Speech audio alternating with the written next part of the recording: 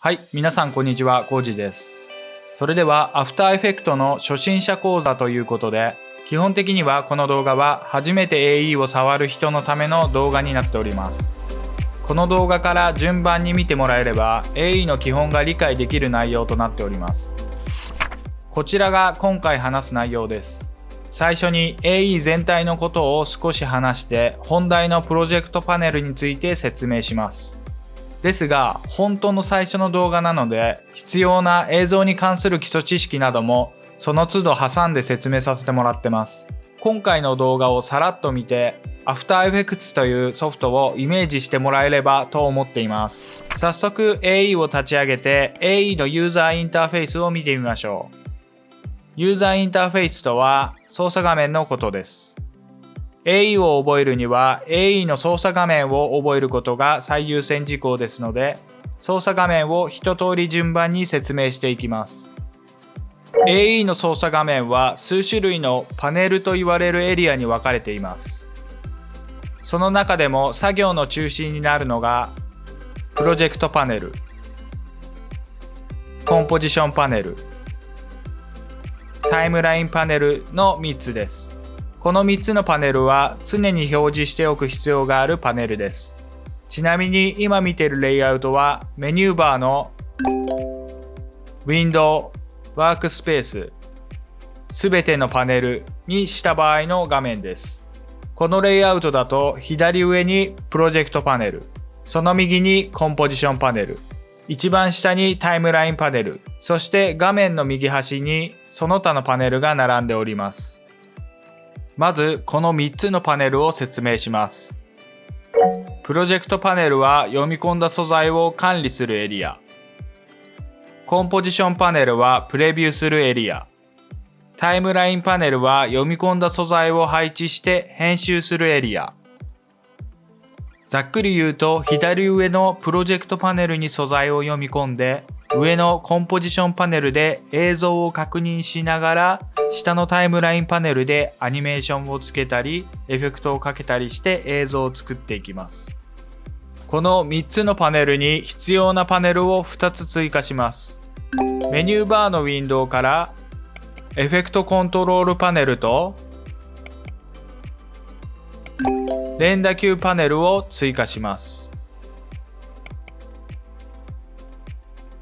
エフェクトコントロールパネルはエフェクトのパラメータを編集するエリア。つまりエフェクトを使用するときに使います。これはプロジェクトパネルの裏で使用します。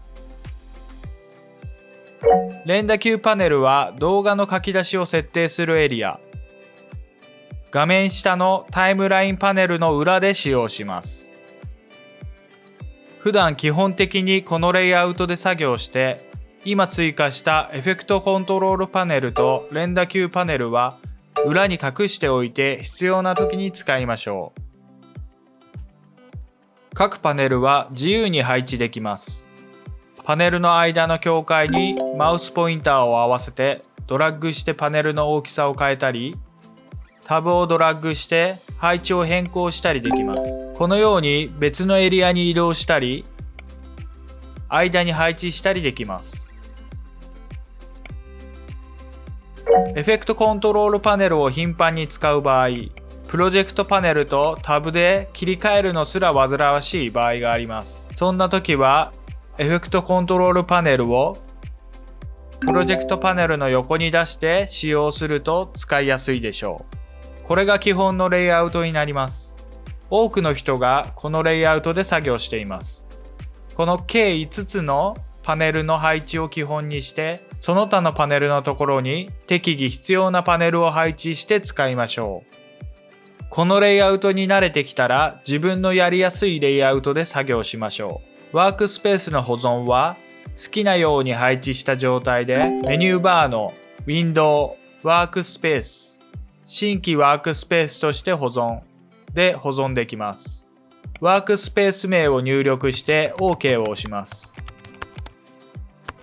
次から今保存したワークスペースが選べるようになります。メニューバーのウィンドウからワークスペースの中を見ると、今保存したワークスペース A が追加されているのがわかります。これでワークスペースが変更されても、いつでもお気に入りのワークスペースが呼び出せます。次に AE で映像を作る時の作業工程を説明します。AE の基本的なワークフローは1、素材を読み込む。映像制作に必要な静止画データや動画データ、音声データなどを読み込みます。2、コンポジションの設定をする。コンポジションとは作業する前に必ず作成する必要がある作業台みたいなものです。プレミアプロでいうシーケンスのことです。AE に読み込まれた素材のことをフッテージと呼びます。コンポジションとフッテージという用語は覚えておきましょう。コンポジションは略してコンポと呼ぶのも一般的です。AE ではコンポジションという箱の中にフッテージを並べて編集作業をします。イメージはこんな感じです。このプロジェクトとコンポジションとフッテージの関係は AE の基本になります。右側の画面で示したように AE のプロジェクトの中身は複数のコンポジションを作成でき、各コンポジション内で作成した動画を動画データとして書き出せます。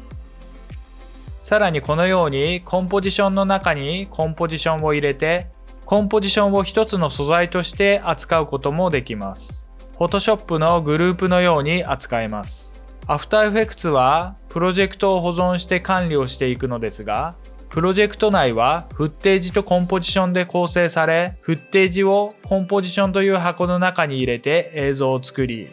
コンポジションから動画は書き出すので、コンポジションの設定がとても大事になります。作業工程の表に戻ります。1と2で素材を読み込んでコンポジションの設定をしました。ここまでは準備段階です。3でいよいよ編集の作業です。プロジェクトパネルからタイムラインにフッテージを配置してアニメーションさせたり、エフェクトをかけたりして映像を作っていく作業です。ここでの作業はとても複雑で、作成する映像によって作業は多岐にわたります。ただ、共通して言えることは、AE は動画を作成するソフトなので、タイムラインパネルでの作業がメインになるのと、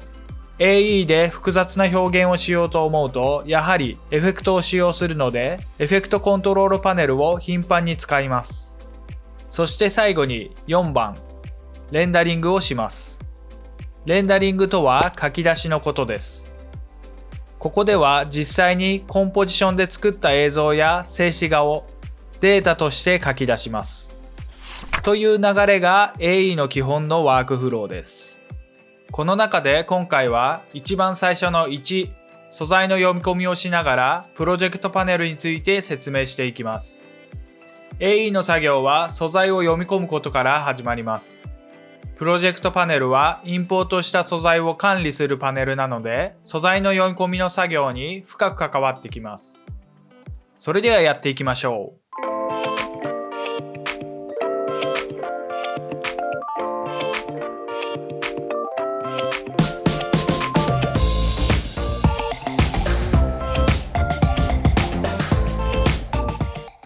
それでは新規で AE を立ち上げてみましょう。まだ何もインポートしていないので、まっさらな状態でよくわからないと思いますが、プロジェクトパネルとはインポートしたファイルを管理するところ。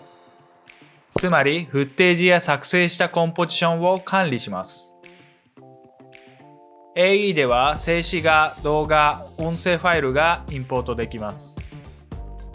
ファイルのインポートの方法は4種類。パネルの空欄でダブルクリック。フォルダからドラッグ。メニューから素材の読み込み。ショートカットのコントロール I。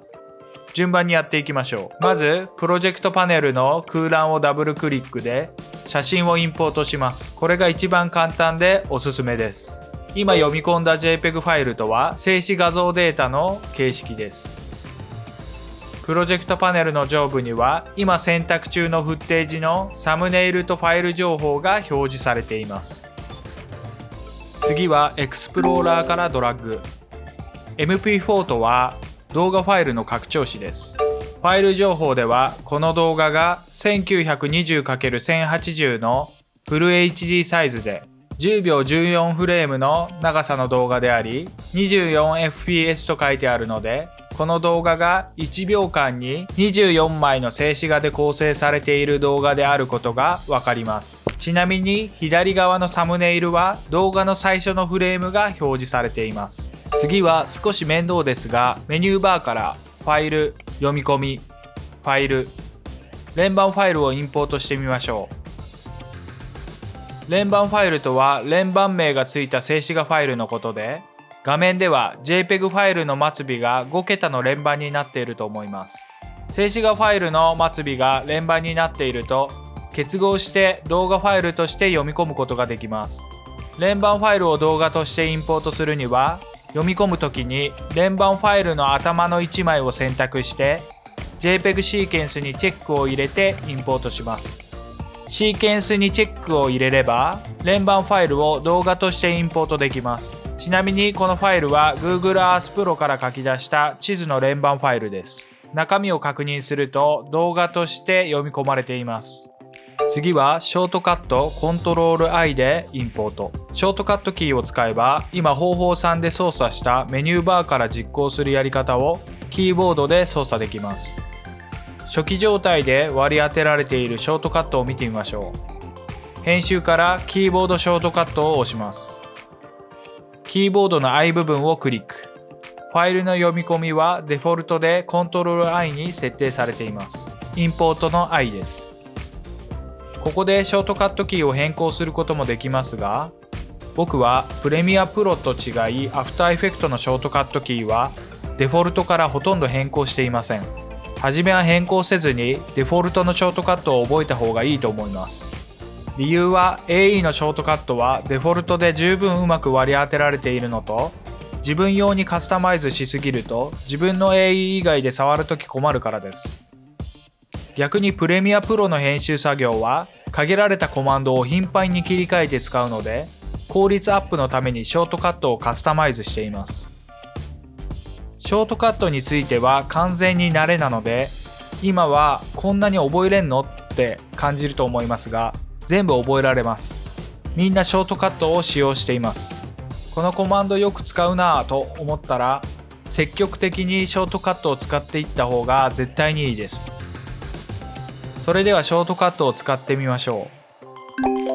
う。コントロールを押しながら I を押します。Photoshop ファイルをインポートします。Photoshop で作成したグラフデータです。Photoshop ファイルは他の静止画ファイルと少し違い、レイヤー構造があるので、どのように読み込みますかという画面が出てきます。レイヤー構造をそのままにまとめてインポートできるのが便利です。レイヤー構造がある Photoshop や Illustrator ファイルを読み込むときに重要なのは、レイヤーの読み込み方をレイヤーサイズとドキュメントサイズから選ぶことができます。簡単に説明すると、レイヤーサイズで読み込んだ場合、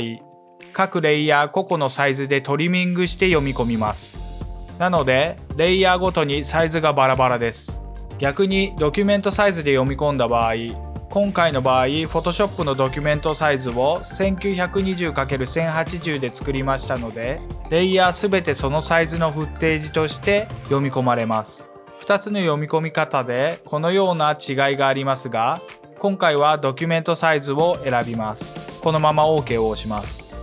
Photoshop ファイルをコンポジションとして読み込むと、コンポジションが自動で作成されます。コンポジションをダブルクリックして中身を見てみましょ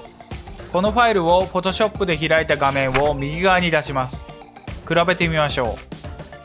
う。右側はグラフの Photoshop データを Photoshop で開いた画面です。この円グラフはもともと Photoshop で作成しました。その Photoshop データを After Effects で開いたのが左側の画面です。それぞれの見た目も同じですし、それぞれのレイヤー部分も比べてみてください。一番上のセーフティというレイヤーが Photoshop 側で非表示になっていますが、読み込んだ AE でも非表示になっています。レイヤー名からすべて正しく読み込まれているのがわかります。この Photoshop データは7つのレイヤーでできています。AE のレイヤーも Photoshop と同じで、上に置いてあるものが手前に重なります。コンポジションとは、作業する前に必ず作成する必要がある作業台みたいなものと言いました。Photoshop ファイルをコンポジションとして読み込んだ場合、コンポジションの中にはレイヤーが Photoshop で作成したレイアウトのままフッテージとして並んでいます。プロジェクトパネルにも Photoshop のファイル名のフォルダが作成され、その中にレイヤー一つ一つがフッテージとしてプロジェクトパネルに格納されています。注意点は今のように Photoshop ファイルをコンポジションとして読み込むと、設定画面もなく自動でコンポジションが作成されましたが、本来コンポジションの設定は出来上がる動画と直結するものなのでとても大事です。Photoshop で読み込んだ時にできるコンポジションは直前に触ってたコンポジションの設定で作成されます。ただし解像度は読み込んだ Photoshop ファイルのサイズで読み込まれます。なので後から必要であればコンポジション設定を開き設定を変更しましょう。コンポジション設定を開くにはいくつか方法があります。素材の読み込み方法もいくつか手段がありましたが、 AE のコマンドはこのように同じ目的でも手段がいくつかあることが多いです。方法を4つ紹介します。プロジェクトパネルのコンポジションで右クリック、一番上のコンポジション設定を押すか、メニューバーのコンポジションの中からコンポジション設定。方法3は Alt+CT と書きましたが、一応知識として紹介しますが、方法2のメニューバーからの呼び出しのショートカットです。Photoshop などでも同様ですが、メニューバーは Alt を押すことでアクティブにできます。Alt を押してコンポジションの横に C と書いてあるので C を押します。コンポジション設定の横に T と書いてあるので Alt+CT と続けて入力するとコンポジション設定を呼び出せます。このように Alt を使用してメニューバーにアクセスするショートカットを差別化のためメニューバーショートカットと呼ぶことにします。メニューバーショートカットの利点は覚える必要がないところにあります。Alt を押してからメニューバーの項目の横に書いてあるコマンドを押していけば実行できます。ですが僕はメニューバーショートカットはボタンを続けて押さなくてはならないので手数が多いのでなるべく使いません。コンポジション設定についてはキーボードショートカットの Ctrl+K で呼び出すのが一番おすすめです。素材の読み込みの時同様、いくつか手段がある場合は一番素早く動作できるものを選んだ方がいいでしょう。それではコンポジション設定を見ていきましょう。コンポジション設定は自分が作成したい動画、仕事の場合はクライアントの求めている動画が書き出せるような設定をする必要があります。今回は YouTube にアップする動画を想定して設定をしたいと思います。このコンポジションはもともと Photoshop ファイルを読み込んだ時にできたものなので、コンポジション名は読み込んだ Photoshop のファイル名になっています。解像度は 1920×1080 のフル HD になっています。これは Photoshop のドキュメントサイズをフル HD サイズで作成したので、このような設定になっています。動画はフル HD でアップロードしたいので、このままで OK です。ピクセル重応比は正方形ピクセルのままで OK です。フレームレートが24になっているので、これを30にしましょう。フレームレートとは何か説明します。フレームレートの単位は FPS といってフレームパーセカンドという単位です。これは1秒間のフレーム数を表します。30fps とは1秒間に30フレームの映像ということです。フレームレートの違いで見え方がどのように違うか見てみましょう。これは 8fps の映像です。だいぶカクついて見えます。8fps は1秒間に8枚なので絵が足りてません。これは 15fps です。8fps に比べてだいぶ滑らかに見えますが、人間の目は間を補完するのでこれぐらいで不自然さはなくなってきました。これは 30fps です。滑らかで自然に見えます。普段最も私たちが見ているフレームレートです。最も一般的なフレームレートです。これは 60fps です。30fps との差はわずかですが、スムーズに動いて見えます。普段 30fps を見ることが多いので、少し違和感があるくらい滑らかに動いて見えます。先ほど地図の連番ファイルを読み込みましたが、動画の正体はパラパラ漫画と同じ静止画の集まりです。フレームレートが高いほどその静止画の枚数が多くなり、動画は滑らかになります。FPS は多ければいいというものではありません。気をつけなくてはならないのが動画のデータ量です。単純に動画のデータ量は静止画の解像度×フレーム数でデータ量は増えていくので、 2K から 4K になれば面積比が4倍になりますので、データ量は4倍になってしまいます。30fps から 60fps に変えて書き出せば枚数が倍になるので、データ量も倍になります。この表はデータ量についてまとめたものです。データの単位はバイト、キロバイト、メガバイト、ギガバイト、テラバイトと順に1000倍ずつ増えていきます。データ量の計算はフルカラーで1ピクセルあたり3バイトなので、1フレームあたりのデータ量は解像度 ×3 で計算できます。動画のデータ量はそれに総フレーム数をかければ簡単に計算できます。データが大きくなると画像処理スピードが遅くなったり、書き出しやデータ転送に時間がかかったりと、デザイン制作時の効率が悪くなります。一応標準が 30fps であり、扱いやすいフレームレートと覚えておきましょう。フル HD の動画を作成するときに 4K で撮影するメリットとしては、4K で撮影して被写体を少し引きで撮影すれば構図を編集の時に調整できるし、2倍までズームしても映像が荒れません。データは4倍になりますが、編集の時に融通が効くので、撮影素材は 4K が普通だったりします。そしてフレームレートを上げるメリットは、スローモーションをかける時に効果があります。この映像は左は 30fps で撮影した素材を4倍スローにしています。右は 120fps で撮影した素材を4倍スローにしています。左の映像はだいぶカクついています。30fps と 120fps の撮影素材があるとします。普通に 30fps の動画として再生したら、どちらも同じ映像になります。120fps の撮影素材は、せっかく黄色い部分の絵があるのに90フレーム分は使用されません。この場合 120fps で撮影する必要はありませんでした。これを4倍スローに引き伸ばした時、 30fps は絵が足りなくて当然カクつきますが、 120fps はデータとして絵があるので4倍に引き伸ばした時にスムーズに動きます。120fps なので 30fps の環境では4倍スローまでカクつかず、スローがかけられます。フレームレートについて理解できたでしょうか。話がそれましたが、コンポジション設定に戻ります。デュレーションとはタイムラインの長さです。これはいつでも変更できるので適当でいいのですが、想定より少し長めに設定しておきましょう。それではプロジェクトパネルを見ていきましょう。 AE のどのパネルもアットマークを押すとパネルが全画面表示になります。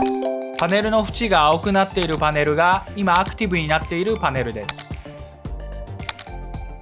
普段プロジェクトパネルを全画面にすることはありませんが、説明のために全画面表示にします。列を右クリックで全て表示してみます。列はドラッグで入れ替えたり動かせます。各列のタブ部分をクリックすれば整列もできます。上の虫眼鏡マークでフッテージを検索できるので、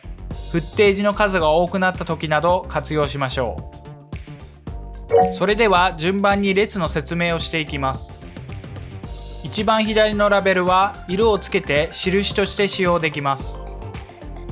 例えばクリックして大事なフッテージをレッドに変えてみましょう。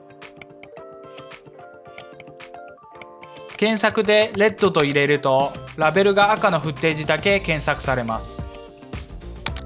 その隣の名前はフッテージの名前です。当然フッテージ名でも検索機能を使って探すことができます。コメントはメモ代わりに使用できます。例えば差し替えが必要な素材に差し替え素材とメモ、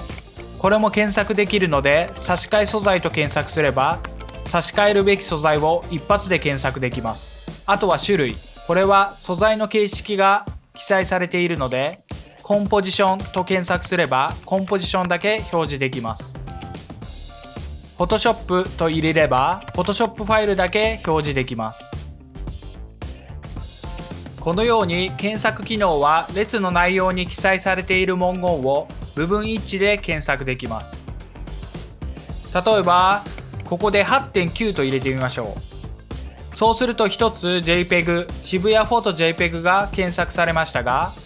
このサイズのところの 8.9MB が反応して部分一致でフッテージが検索されたということです。つまりここに書いてある内容は全て検索できるということです。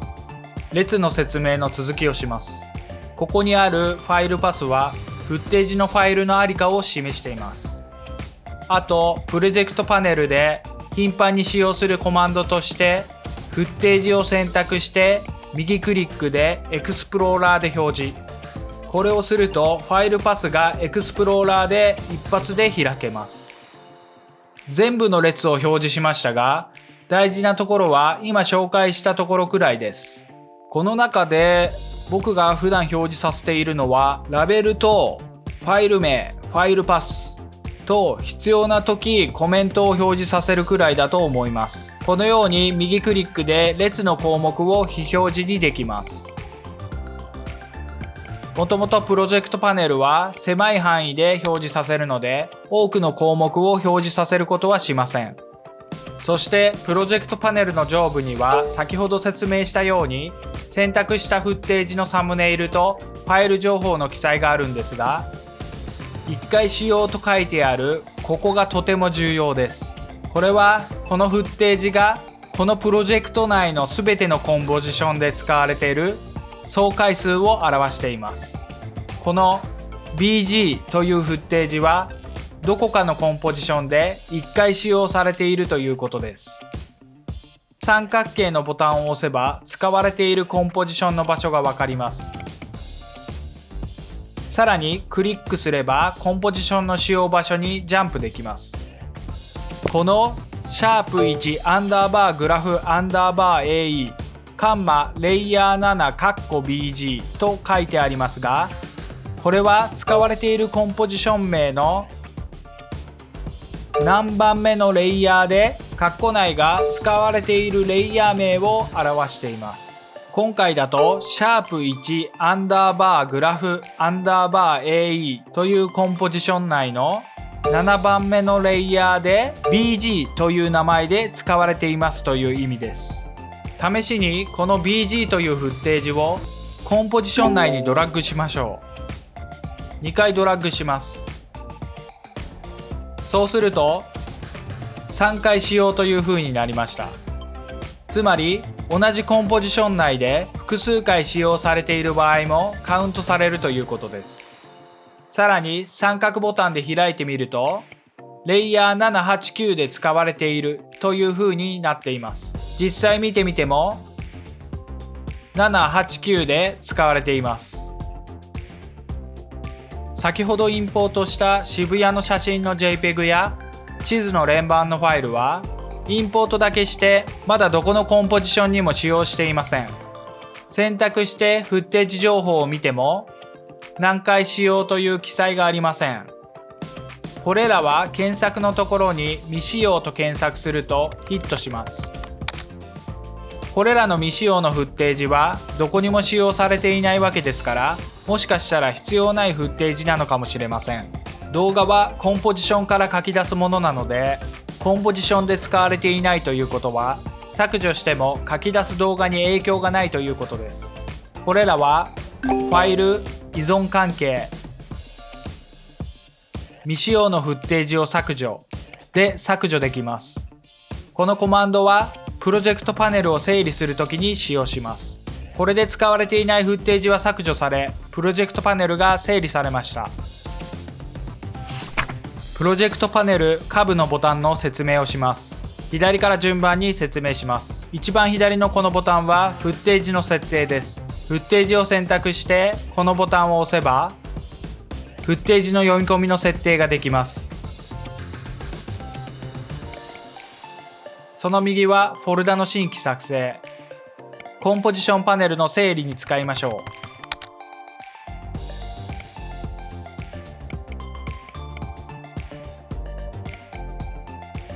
その右のコンポジションマークは新規コンポジションの作成。空のコンポジションを新規で作成します。コンポジションの設定方法は先ほど説明した通りです。その右のロケットマークはプロジェクト全体の設定をします。その右の 8bpc と書いてあるところは、オルトを押しながらクリックすると、8bpc、16bpc、32bpc と切り替えられますが、これはプロジェクトの色深度を変更できます。色深度は表現できる色数を表します。数字が上がれば色数が多いと覚えておいてください。通常 8bpc で OK です。8bpc は 24bpp のことで、フルカラーのことです。1677万色を表現することができます。これについてはまた別の動画で詳しく説明します。その隣のゴミ箱マークのボタンは、フッテージやコンポジションを削除できます。削除したいフッテージを選択した状態で、このボタンを押すか、消したいフッテージをドラッグでゴミ箱に投げ入れてください。これでプロジェクトパネルについて一通り説明しました。実際にはフッテージの数やコンポジションがもっと大量に増えた時、さらには複数人でプロジェクトを触る可能性がある時には、作業を引き継いだ人が初めて見てプロジェクトがどうなっているか理解するには、プロジェクトパネルが整理されていることがとても大事です。そして今説明したフッテージの説明をコメントにメモしたりとか、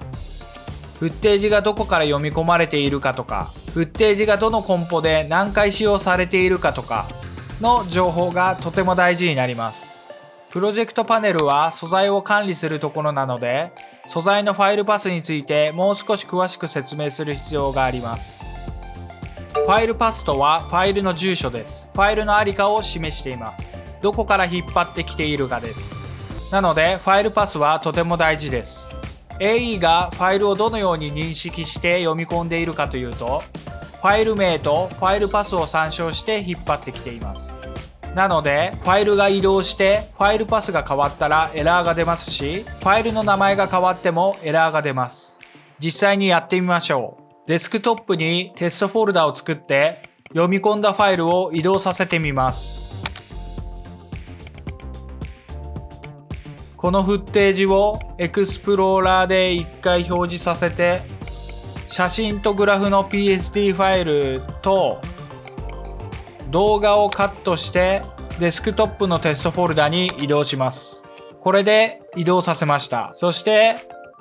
渋谷の地図の連番ファイルも20番目の静止画をじゃあカットしてデスクトップのテストフォルダにペーストします。これで移動が完了しました。これで AE に戻ると早速エラーが出ました。エラーが出たファイルはカラーバー表示になりました。カラーバー表示はリンク切れを意味します。連番ファイルもエラーが出て中身を見てみると20番目がカラーバー表示になっています。これをリンクし直します。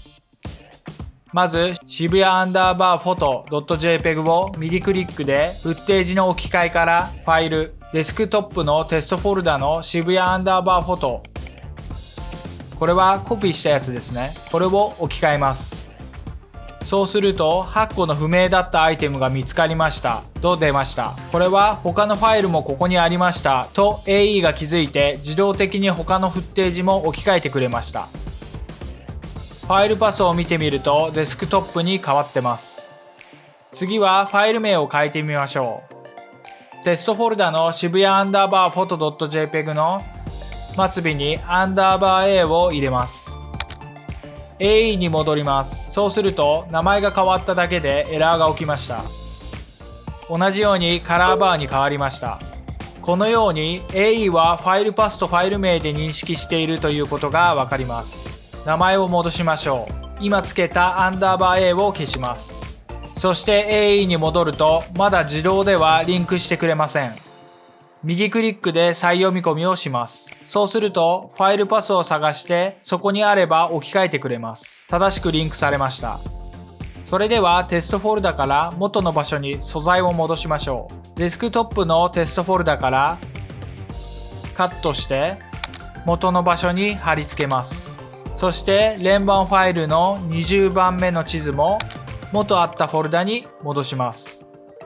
そして AE に戻ります。そうすると先ほどファイルパスがデスクトップに移動したのでまたリンク切れが起きます。もう一度置き換えで同じようにリンクし直します。一つ置き換えるとやはり相対パスで全てリンクされました。これでファイルパスが元に戻りました。次は読み込んでいる Photoshop ファイルのレイヤーに変化を加えたいと思います。まずこの Photoshop の元データをエクスプローラーで開いて Photoshop ファイルを開きます。まずレイヤーを削除して上書きをしてみましょう。このタイトルというレイヤーを削除して上書きをします。 AE に戻ります。そうするとタイトルというフッテージがカラーバー表示になりました。次にグラフの色を変えてみます。 Photoshop に戻ってグラフの色を色調補正で変えます。そして上書きをします。 AE に戻ります。すると自動でグラフの色が差し替わりました。次は電車のイラストを別のイラストに差し替えます。 Photoshop ファイルに戻ってこの電車のイラストを差し替えます。こちらに用意したイラストを名前を電車イラストに変えて上書きをします。古い方は削除をします。 AE に戻ります。そうすると名前で認識しているのでイラストが差し替わります。これで Photoshop のレイヤーもレイヤーの名前で認識していることがわかります。少し脱線しますが Photoshop でグラフィックを作ってそれを AE で簡単にアニメーションさせるというのはとても便利なワークフローでこの方法は頻繁に行います。Photoshop でレイアウトを組んだ状態で AE でアニメーションを作成すれば Photoshop などで作ったグラフィックのイメージを狂わせずにアニメーションを作成することができます。レイヤー構造をそのままにインポートできるのでとても便利です。今これは読み込んだ PSD ファイルのグラフにアニメーションをつけているところです。AE の作業のメインはエフェクトを使用したりフッテージをアニメーションさせて映像を作成することです。アニメーションの付け方などは次の動画のシャープ2で詳しく説明します。Photoshop ファイルは作業用のファイルとインポート用のファイルに分けるのがポイントです。作業用のファイルは完成したら保存しておき、フォルダを統合してインポート用ファイルとして別名で保存して、それを AE にインポートするようにします。僕はインポート用のファイルのファイル名には末尾にアンダーバー AE を付け加えるようにしています。インポート用のファイルは AE の作業を踏まえてアニメーションに支障がない範囲でなるべく少ないレイヤーに統合してからインポートするようにしましょう。統合してからインポートする理由はたくさんありますが、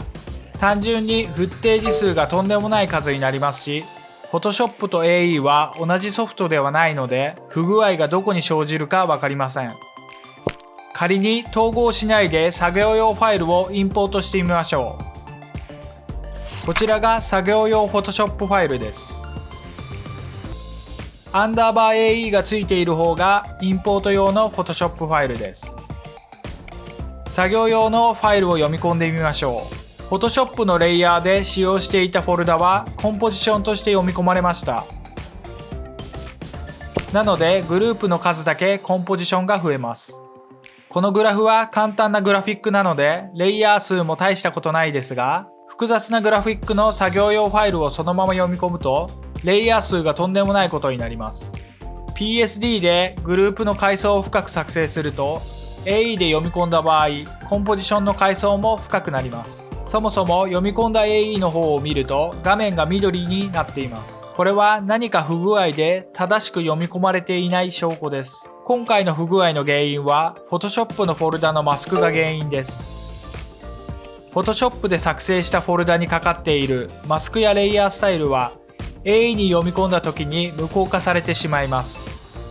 これでは AE の編集作業に支障をきたすので問題外です。このような不具合が起きないよう念のためレイヤーを整理した状態でインポート用のファイルを作り、それを読み込むようにしましょう。マスクやレイヤースタイルなどの情報は統合してしまい、レイヤーがなるべく少なく、誰が見ても分かりやすいよう簡潔明瞭にしておくことがポイントです。修正する場合は左側の作業用の PSD ファイルを使用して修正すればいいのです。作業用の PSD ファイルは統合前なので簡単に修正が効きます。このようにテキストも打ち替えられます。修正したら作業用ファイルは上書き保存しておき、統合した上でインポートファイルに持っていきます。修正したレイヤーを同じ名前のレイヤーとして差し替えて古い方を消します。インポート用のファイルも上書き保存します。そして AE でフッテージを再読み込みすれば修正できます。この方法なら差し替えも分かりやすく対応できますし、 AE も整理されて分かりやすいです。特に自分以外の人が触る可能性がある場合におすすめです。このようにファイルの作り方をあらかじめルールとして決めておくと、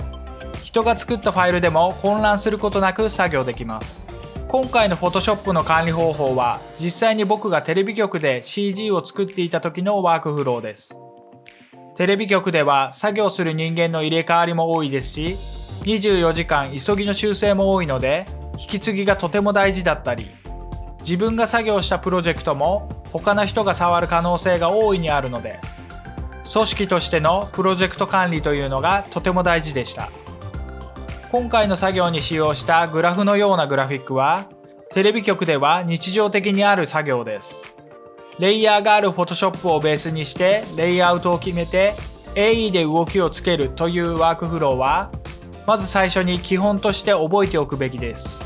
最後にプロジェクトを保存して終わりましょう。Ctrl プラス Shift プラス S で別名で保存。これは頻繁に使うのでショートカットを覚えておきましょう。名前を付けて保存をします。長時間ご視聴ありがとうございました。今回は AE のワークフローの1と2、素材の読み込みとコンポジションの設定について説明しました。いよいよ次は3番で読み込んだフッテージにアニメーションをつけたいと思います。というわけで次のシャープ2では2つ目のパネル、タイムラインパネルについて説明します。それではまた次の動画でお会いしましょう。